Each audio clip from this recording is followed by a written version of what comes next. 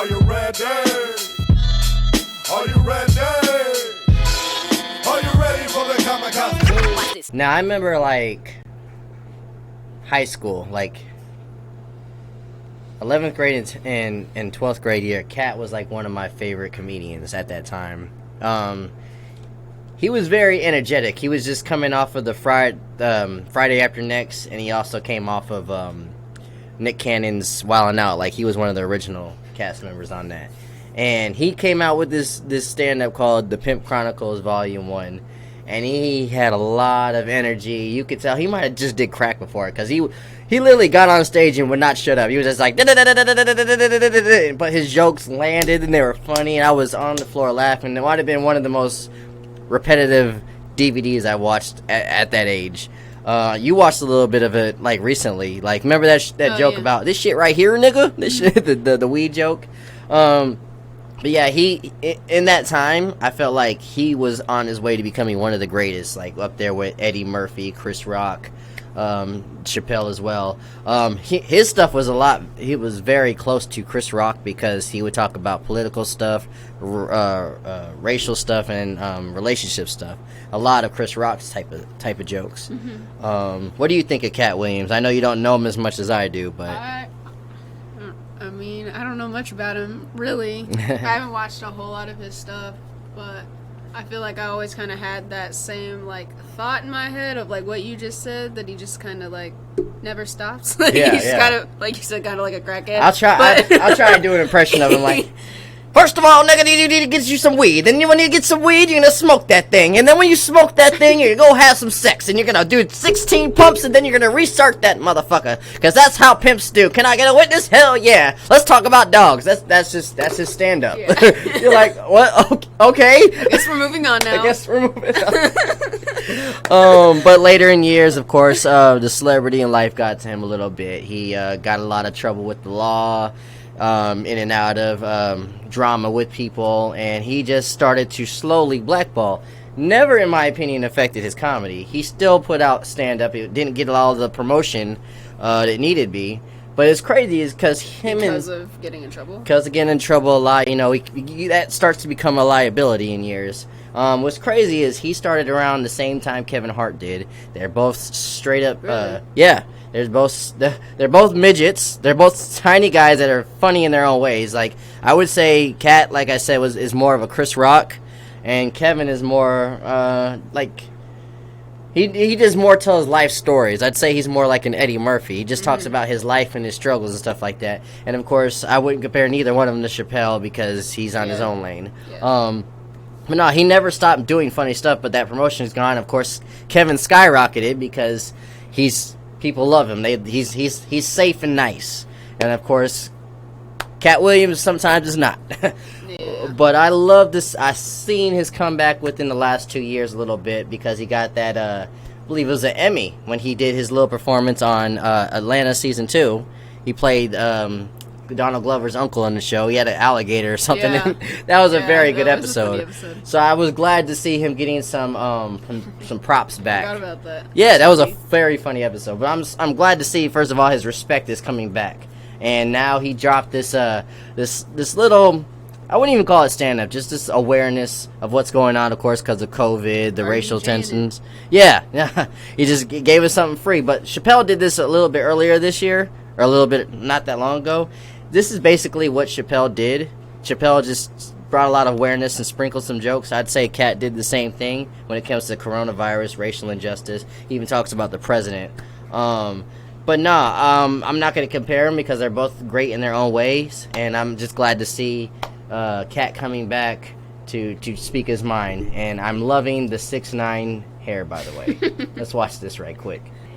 And we don't know if we're going to make it through the circumstances we're being faced with. But if it doesn't fit, it ain't shit. And things in this world are starting to not fit. Right now, we have a perfectly suitable clown running the free world. Facts. We got a guy whose advice included things that no decent crackhead would tell you to do with a gunshot wound. The man said if you have bleach, rub it on yourself. Sprinkle something in your eye. You see any UV lighting, walk in front of it. One of the things I like about These are Katt, though, is serious his times. voice. The president's a clown. Makes everything a little bit funnier. Who gonna say something that makes sense? As for me and my household, I will. If you need me to say something dumb real slow so you can get it, I'll do that. Watch how it goes. Gravity is real. Huh, wasn't that simple? You notice how people didn't start hollering, well, bananas matter too. Nope. If I had a nickel. Not the time for that. God dang. It's an airborne virus, folks. If you breathe air, put on a mask. That's right. And because we can all agree that breathing is important, we can all agree that you putting your knee on a man's neck for 8 minutes is just murder. Man, he's taking Just us to televised church. murder. So now there must be a reaction for that. Mm-hmm. I'm not gonna hide in a bunker. I'm on the front line with you. For 20 years, I told you, the police is out there hurting people, and y'all didn't want to believe me. Y'all just said, can't keep getting in trouble. The whole time, I was just glad I made it out alive. I feel like he was really holding back tears on that. Finally, the I mean, chickens it could have been come really loose. good acting, but it did sound. We are going to get rid of racism this time, once and for all, no matter what has to happen, folks. It only must be identified and then worked on. It's been a pleasure to be here. I kept most of the jokes in quarantine in case you were looking for some laughs. If you got some information out of it, I appreciate that. I have already done more than an elected official. Facts. I thank you, and good night. Thank you.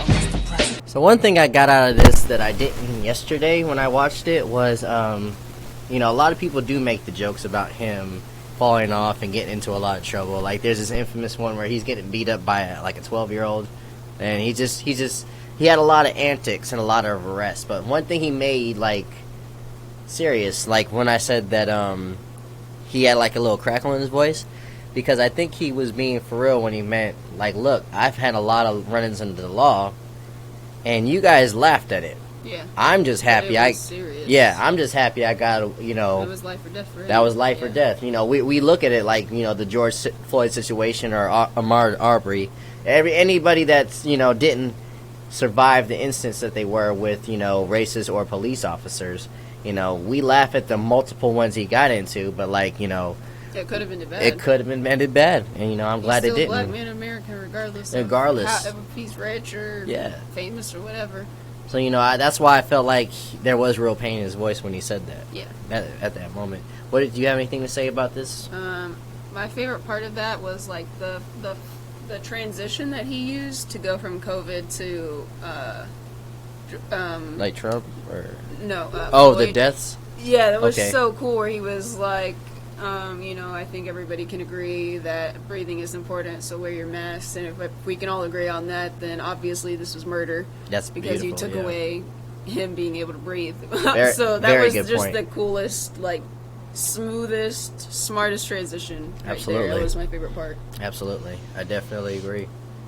Well, what did you guys think of this stand-up / infomercial for Supreme by the legend Katt Williams? Let us know in the comments. Did you think it was funny? It wasn't meant to be like, you know, the funniest thing ever. It's kind of like the Chappelle thing. What did you guys think? Did you enjoy it?